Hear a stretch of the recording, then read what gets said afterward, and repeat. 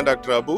நான் வந்து head of the department of radiology and imaging sciences. இப்போ நம்ம ஐஸ்வர்யா ஹாஸ்பிட்டலோடைய ஒரு நல்ல துவக்கமா இதயம் துடிக்க இதயம் பகிர்வோம் அப்படின்ற ஒரு ஸ்லோகனோட 100 ஓப்பன் ஹார்ட் சர்ஜரிஸ் ஃபார் ஃப்ரீயா வந்து பண்ண போறீங்க இல்லையா? இதுக்கு பின்னாடி இருக்கிற மோட்டிவ் பத்தி சொல்லுங்க. எங்களுடைய முதலாளி டாக்டர் அருண், அப்புறம் வந்து அவங்களுடைய அப்பா அம்மா doctor KV sir and Chandralekha madam, அவங்களுடைய நல்ல மனசை காட்டுது. உண்மையிலே ரொம்ப சந்தோஷமா இருக்கு. ஏன் அந்த சந்தோஷம்னா, நம்ம நினைச்சா ஒரு கார்டியாக் சர்ஜரி பண்றதுக்கு ஹெல்ப் பண்றதே ரொம்ப கஷ்டம்.